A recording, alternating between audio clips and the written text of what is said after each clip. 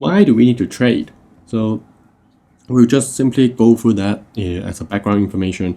So because of uneven geographies and distribution of resources, there are 4 factors of production: land, capital, labor, and entrepreneurship. So entrepreneurship means doing business, taking risk. So it's different from labor, like in the topic of energy. Why certain countries have energy gap? Let's say Japan and Saudi Arabia. What is the difference between the two? Saudi Arabia probably doesn't have an energy gap because they have a lot of energy reserves. So they are the net exporter of energy. But Japan, because they don't really have a lot of natural reserves in terms of energy like products. So they are net importers of energy. And because of the high consumption, it means that they have an energy gap. Energy gap as in the local supply is basically short of the local demand. So they have to import. If I want to produce food, then let's say in the case of Hong Kong, we don't have enough vectors of production. We don't have enough flat land to produce enough food. And we don't consider whether it's the best use of the land, but if we just think about whether there's enough land to produce enough food to support the population. The difference in the factors of production means that it is more efficient to trade with each other. Spatial differentiation means that it is better to trade with each other so that we can take advantage of the difference in natural resources. So, for example, Japan has a lot of, let's say, quality farmland, right? They produce a lot of agricultural products. Let's say fruits from Japan, rice from Japan, like Wagyu beef, chicken, like a lot of different agricultural products of high quality in Japan, right? But it's Saudi Arabia is a desert, right? It's in the Middle East, it's a desert. The land is not fertile, low productivity. So instead of trying to have a lot of farmland and grow the agricultural products in Saudi Arabia should export and take advantage of the energy reserves and sell those to Japan.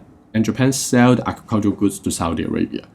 So it is a way better use of the resources, and then the quality of life would be better off for each other because they're not trying to do something they're not good at, right? So it makes sense to trade with each other. Those also involve other concepts like international division of labor. Let's say we are both classmates. Then if I'm bad at maths and we have a lot of homeworks across different subjects, but I'm good at geography, right? So then I'll say, okay, let's do it this way. Let's do the homework more efficient. I'll do the geography, you do the math, and we share the answer together, right? Or at least you teach me how to do math, I teach you how to do geography. So that would be a more efficient way of use of time and more efficient way of tackling all the homework, right? So international trade, we say that is the economic relationship between two countries, bilateral. So you probably have heard of this term before. Bilateral means two ways, both sides. If it's one way, we call it unilateral. And then if it is multiple side, multiple country, we call that multilateral. We also have the free movement of goods, services, labor, and capital. So it is rather interesting to see whether the free movement of goods and like service, labor, and capital is the result or is the cause of globalization. Because they are kind of like chicken and egg in a self and mutually reinforcing cycle. So if we think about we have free movement of labor and capital, it means that people can go around different countries, also spend the money in other countries. It means that the free movement of capital will increase foreign direct investment, meaning it will increase the amount of investment in other places. Because from the investor's perspective, the motive for investment is to gain return. If a textile factory, a textile manufacturer, they see that, okay, if I invest in building a new manufacturing plant in, let's say, Myanmar, to take advantage of the low production cost versus setting up the manufacturing plant in Europe or in US, where the production cost is high because land price is high, wage is high, environmental law is strict. So they see that if I produce in a manufacturing plant in Myanmar, that the land rent is rather low and the wage is also low, but I can still produce the same quality and maybe quantity of, let's say, clothing or shoes. So they're going to set up the manufacturing plant in Myanmar, not in Europe, because it's cheaper. I sell a piece of Nike t-shirt at 100 Hong Kong dollar, let's say unit price. So but the unit cost of producing in Hong Kong, let's say local production, is 50 Hong Kong dollar. So the net profit would be 50, right? Because 100 is the revenue minus the cost, 100. So would be 50, right? Net profit. But if the production cost is, let's say, 30 in Myanmar, meaning per unit profit is 70 Hong Kong dollar.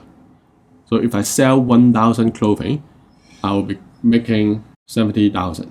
You can see the difference in the profit because of the difference in production cost, assuming other factors remain equal, right? Assume the quality is the same, but usually people don't really care about the quality.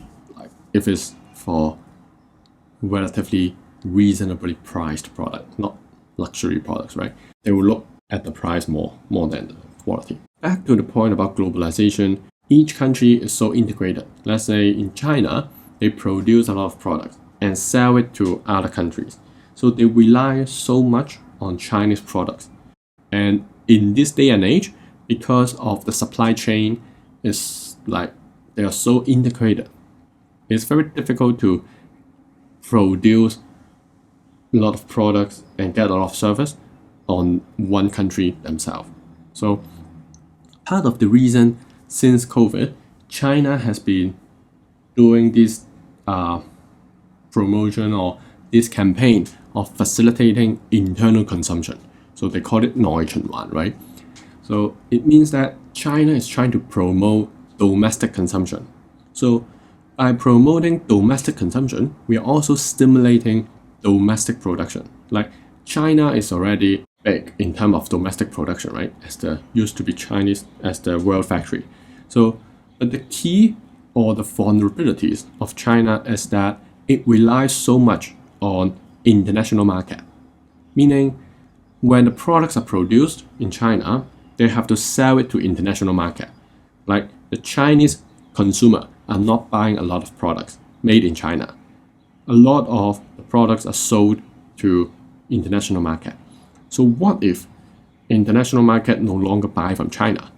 Then what happened to the factories? What happened to the producer? They will have no orders, right? So if you think of it this way, like if you are the owner of a bakery, let's say you produce bread, and then you have to rely on customers to buy your bread, right? Otherwise, you get no money. Because if you produce a lot of bread, you just put it there, nobody's walking in to buy the bread, you're wasting a lot of money, right? Because you have to buy raw materials. So then eventually, if you have no customer, nobody's buying it, then you keep losing money, then you have to shut down, right? Because you're losing money.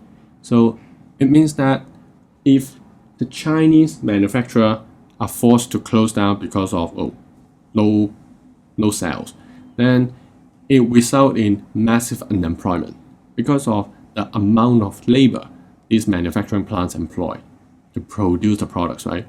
And when they are unemployed, people have nothing to do, it becomes a huge social problem, right? And not good for the economy to grow, right?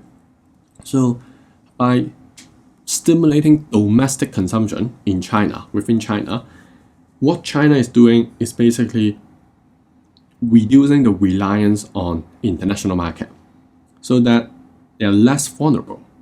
So maybe in the case is in your bakery, you still open the door for like outside people, but your staff, let's say your cashier, your cleaner, the bakery, the seafood, right? They all buy the bread from you. So it's like internal consumption. They produce it, they buy it, they eat it, and they go to work, right? So it becomes internal circulation of money. There's obviously benefits in making it less vulnerable, right? So you still have money going around. But the problem is internal consumption has a limit. All your staff in the bakery can only eat so much bread, right? So they can't eat all the bread produced, right? So it means that it's trying to reduce vulnerability, but not totally replace international market.